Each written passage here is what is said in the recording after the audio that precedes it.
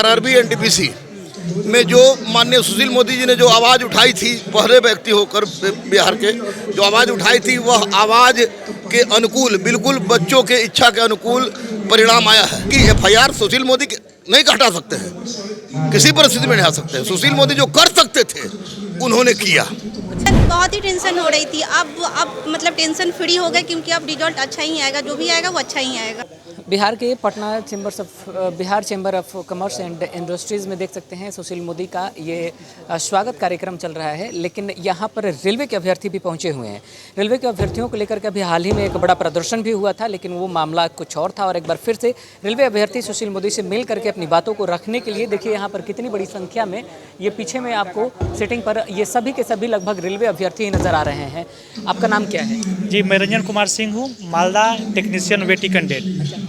सबसे पहले हम ये जानने की कोशिश करेंगे कि आखिरकार पूरा मामला क्या है। देखिए, ये सेंट्रल नंबर 2018 का ये वैकेंसी है, जिसमें हम लोग सबसे पहले पीटी पास किए, फिर हम लोग ने मेंस पास किया, फिर हम लोग साइको पास किए, फिर हम लोग का मेडिकल हुआ, फिर हम लोग डॉक्यूमेंट वेरिफिकेशन हुआ, और सब कुछ पास होने के बाद से हम लोग को 3 साल से वेटिंग में रखा गया है। और हम लोग को हमेशा आश्वासन मिलता है जितने भी बोर्ड में जाते हैं कि हाँ, आप लोगों का क्लियर होगा, आप लोग के लिए काम हो रहा है, लेकिन आज तक हम लोगों के लिए कुछ किया नहीं गया है। अतः हम यहाँ सुशील सर से आए हैं, हम लोग को उम्मीद लेकर कि हाँ, हम लोग का यहाँ बात होगा, यहाँ दिल्ली तक जाएगा, इसीलिए यहाँ उपस्थित हुए हैं सर। बातें आप लोग क्या रखने वाले हैं सुशील मोदी जी के सामने? यही कि हम लोग सर 3 साल से काफ़ी परेशान है, मानसिक प्रेरणा से झेल रहे हैं, समाज में हम लोग को बहुत मतलब दिक्कत हो रहा है। हम लोग मेडिकल फिट होने के बाद भी आज हम लोग अपने ज्वाइनिंग के लिए लड़ रहे हैं सरकार से, ये हम लोग को सही नहीं लग रहा है। अतः हम लोग का मांग यही है कि हम लोग जितने मेडिकल फिट है सभी को ज्वाइनिंग दिया जाए। और क्या क्या बातें हो सकती है जो समस्याओं का समाधान और कैसे निकाला जा सकता है? मैं आरआरबी इलाहाबाद से हूं और हम 4 साल से वेटिंग कैंडिडेट पड़े हुए हैं। हमको यही कहना है कि जितने भी मेडिकल फिट कैंडिडेट हैं उनको जॉब दे, और हम लोग सुशील कुमार मोदी जी से इसलिए मिलने आए हैं क्योंकि इन्होंने छात्र के हित में बहुत ही अच्छा काम किया है, और इनसे हमें पूरी उम्मीद है कि रेलवे में जितने स्टैंड बाई कैंडिडेट हैं उनको बातों की आगे अधिकारी तक पहुंचाए, और हम सबको वेटिंग की। आप लोग वेटिंग लिस्ट में हैं? हम लोग 4 साल से वेटिंग लिस्ट में हैं, और काफ़ी मानसिक प्रताड़ना हो रही है हम लोग से। गांव समाज से भी ताने मिल रहे हैं कि अभी तक तुम लोग का वेटिंग क्लियर नहीं हुआ। इसको लेकर क्या विचार कर रहे हैं, कुछ है अनुमान? इसके लिए अब रेलवे विचार तो अभी तो कुछ नहीं किए, क्योंकि हमारी बातों को समझ में नहीं आ रही है रेलवे को, और वो चाह रहे हैं कि बच्चे उग्र हो। हम लोग नहीं चाहते कि एनटीपीसी ग्रुप डी की तरह हम लोग उग्र कर लें, अहिंसा हम लोग हिंसा की तरह से नहीं, अहिंसा की तरह से हम लोग। ये सभी जो बच्चे हैं ये किस किस ग्रुप से हैं? ये सब एलपी टेक्नीशियन का ही है, टोटल स्टैंड बाई कैंडिडेट है। एलपी और टेक्नीशियन दोनों हैं? जी सर।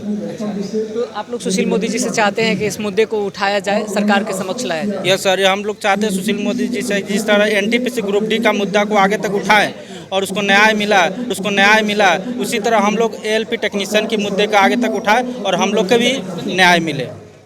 कुछ महिला कैंडिडेट्स भी हैं, आप लोग भी रेलवे से जुड़ी हुई हैं? हम लोग बीपीएससी से जुड़े हुए हैं। बीपीएससी से। अच्छा, आप लोग बीपीएससी से जुड़े हुए हैं। यहाँ पर बुलाया गया था क्या? हाँ, हम लोग जी हाँ बुलाए। कोई समस्या लेकर आई हैं? नो, बस क्लास से सर बोले थे आने के लिए यहाँ, तो हम लोग बस ऐसे ही आए हैं। कौन से बोले थे सर? क्या? किसने कहा था? रहमान सर के जी हाँ, सर के क्लास से। जी हाँ, हम लोग क्लास से ही आए हुए हैं यहाँ। अच्छा, यहाँ पर आरआरबी एनटीपीसी को लेकर के आप लोगों ने देखा था कितना बड़ा प्रदर्शन हुआ था, तो उसमें जो भी बच्चे गिरफ्तार हुए थे अभी उनको लेकर सरकार कुछ नहीं सोच रही है, तो क्या उनके समर्थन में आप लोग नहीं खड़े हैं? जी बिल्कुल खड़े हैं। उन लोग को बेवजह ऐसा किया गया है, क्योंकि ऐसे भी बच्चा का आजकल देख रहे हैं हर चीज़ में हम लोग को कितना प्रॉब्लम हो रहा है, जॉब से लेकर हर चीज़ का हम लोग को दिक्कत हो रहा है। तो उसमें अगर बच्चा किसी चीज़ के लिए लड़ रहा है, अपने हक के लिए लड़ रहा है, तो सरकार को उसकी कार्रवाई करनी चाहिए, सुननी चाहिए। गलती तो इसमें सरकार की भी है, एनटीपीसी की भी है, जो एक तो लापरवाही किया इतना, उसमें हम सबको प्रॉब्लम हुआ। जॉब लेना ऐसे ही इतना मुश्किल है, ऊपर से बच्चा लड़ेगा ही, ऑब्वियसली अपने हक के लिए लड़ेगा। क्या नाम है आपका? जी, नेहा कुमारी। आपका? श्वेता। इनके दरोगा गुरु रहमान यहाँ पर है, और देखिए कुछ कागजों को लेकर के ये देख रहे हैं किसके संबंध में है, और जो अभ्यर्थी हैं यहाँ पर देखिए दरोगा गुरु रहमान से सलाह ले रहे हैं और अपने सारे आवेदनों को दिखा रहे हैं। अब पानी पी लेने देते हैं, पहले पानी पी करके पानी पिला करके सवाल पूछा जाएगा। कैसे हैं गुरुजी? एकदम ठीक है, स्वास्थ्य बढ़िया है, बहुत एकदम झकास। लेकिन अभ्यर्थियों का विश्वास बढ़िया है, क्योंकि रेलवे, एनटीपीसी, आरआरबी एनटीपीसी में जो माननीय सुशील मोदी जी ने जो आवाज़ उठाई थी, पहले व्यक्ति होकर बिहार के जो आवाज़ उठाई थी, वह आवाज़ के अनुकूल, बिल्कुल बच्चों के इच्छा के अनुकूल परिणाम आया है। तो निश्चित रूप से बच्चों में खुशी है, लेकिन बिहार में मूल रूप से अनेक समस्याएं पहले से भी विद्यमान है। तो अगर केंद्र स्तर पर समस्याओं का निराकरण हो सकता है तो फिर राज्य स्तर पर क्यों नहीं। उसके लिए माननीय सुशील मोदी भैया से हम लोग प्रार्थना करेंगे कि आप बच्चों की आवाज़ बनकर उभरे हैं, बच्चों की आवाज़ बनकर उठिए, बच्चे आपके साथ हैं। आपसे भी अभ्यर्थियों की बड़ी उम्मीद रहती है। प्रदर्शन के दौरान जितने भी अभ्यर्थी गिरफ्तार किए गए हैं, सुशील मोदी जी का भी बयान आया था कि उन्हें तुरंत रिलीज कर दिया जाएगा, ऐसा कोई स्टेप नहीं लिया गया। सुन लीजिए, एक बार सुन लीजिए गौर से। विधायिका, कार्यपालिका, न्यायपालिका तीनों का अलग अलग काम है। शक्ति पृथक्करण की सिद्धांत आप पढ़े ले, एक गुरु से बात कर रहे हैं। कोई विधायक, मंत्री कहे, सांसद कहे कि एफआईआर कर दो, एफआईआर हम हटा देते हैं, दैट इज नॉट पावर। माननीय सुशील मोदी ने कहा था इस बात को, लेकिन मुद्दा सबसे बड़ी बात थी कि एफआईआर सुशील मोदी नहीं हटा सकते हैं, किसी परिस्थिति में नहीं हटा सकते हैं। सुशील मोदी जो कर सकते थे उन्होंने किया, उन्होंने किया। अभ्यर्थी अभी गिरफ्तार हो गए हैं, जो भी अभ्यर्थी गिरफ्तार हुए थे उनके प्रक्रिया हम उसकी मदद करेंगे। सुशील भैया, हम अपेक्षा करेंगे, उनसे उम्मीद लेकर आए हैं, उस पर भी स्टेप लिया जाए, उनसे मांग करेंगे, हम बिल्कुल मांग करेंगे आज। बिल्कुल बिल्कुल, निश्चित चलिए निश्चित। गुरु रहमान, देखते हैं कितना इसमें सफल हो पाते हैं, क्योंकि अभ्यर्थी, आप लोग अभ्यर्थी हैं, आरआरबी क्या है, अभ्यर्थी हैं, रेलवे गुरु, बीपीएससी। अच्छा, बीपीएससी के अभ्यर्थी हैं।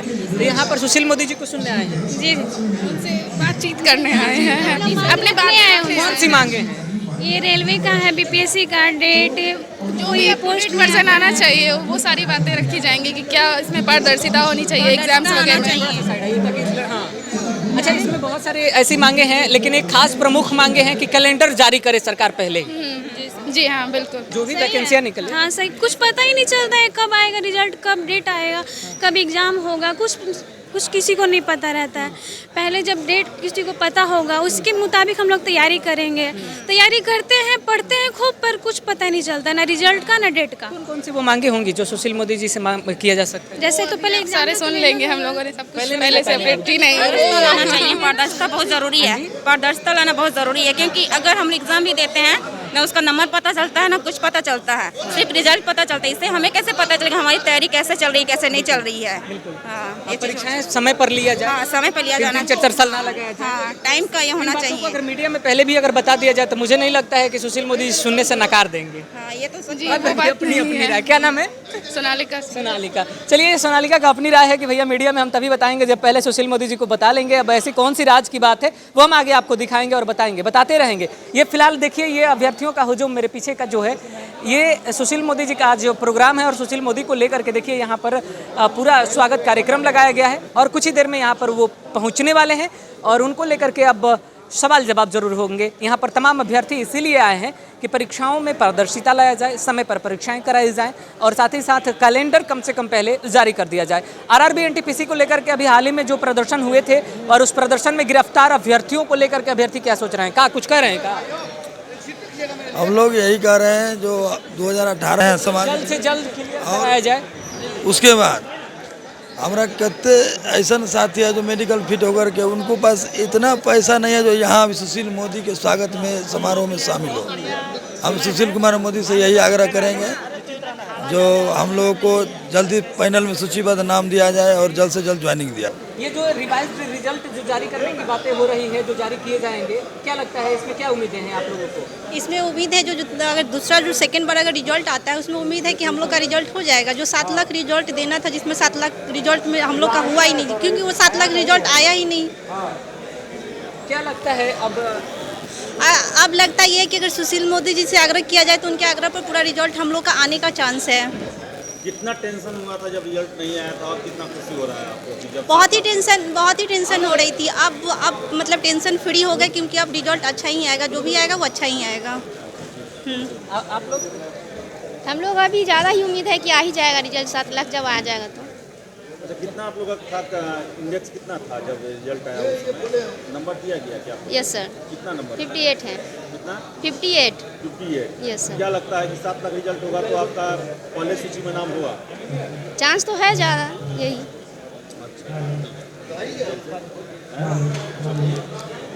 क्या कहना है आपके इस फैसला पर रेलवे बोर्ड के? ये फैसला तो अच्छा है। अगर 7 लाख रिजल्ट मिलता है तो लड़कियों का आगे आने का चांस है। इससे लड़कियों को हिम्मत मिलेगी आगे बढ़ने में, क्योंकि ये रिजल्ट अगर ख़राब आता है लड़की लोगों को बहुत ही बुरा होता है। बहुत मेहनत से पढ़ती है और फिर अगर नहीं होता है तो बहुत टेंशन में चली जाती है, फिर घर से भी थोड़ा प्रॉब्लम हो जाता है। हम लोग तो लड़कियों को तो बहुत ज़्यादा ही होता है, क्योंकि वो आपने फॉर्म फिलअप किया था क्या सर? ग्रुप डी का भी आपने फॉर्म फिलअप किया? नहीं, ग्रुप डी आपने नहीं किया? नहीं NTPC का। NTPC का। आप आइए। आपका नहीं होगा, होगा तब ना। मेरा कम नंबर था 48। आपका परसेंटेज कम है अभी। 48। आपको उम्मीद नहीं लगता है कि हो पाएगा? पता नहीं होगा तब। थोड़ा और आगे आइए ना, क्यों डरी हुई है? आपको उम्मीद नहीं लगता है कि हो पाएगा? नहीं, अभी भी रिजल्ट का रिवाइज हो ही रहा है। तो गुना रिजल्ट लगभग होगा क्या? मेरा 48 है, मार्क्स कम है। इसी के साथ हम अगली खबर की तरफ बढ़ेंगे, लेकिन इस खबर में इतना ही रहने दीजिए। देखने वाली बात है अभ्यर्थी कौन कौन से मुद्दे को लेकर सुशील मोदी जी के समक्ष रखते हैं और सुशील मोदी उस पर क्या कुछ खास एक्शन ले पाते हैं, क्या कितना सरकार से मिलकर सफलता दिलवा पाते हैं इन अभ्यर्थियों को। फिलहाल यह अभ्यर्थियों का दृश्य है। जैसे ही मौका मिला सब अपनी अपनी समस्याओं को लेकर के सरकार के समक्ष आ गए हैं। देखने वाली बात है कि सुशील मोदी जी का प्रयास कितना अभ्यर्थियों में रंग ला पाता है। इस खबर में इतना ही। आगे की खबरों के लिए बने रहे हमारे साथ। नमस्कार।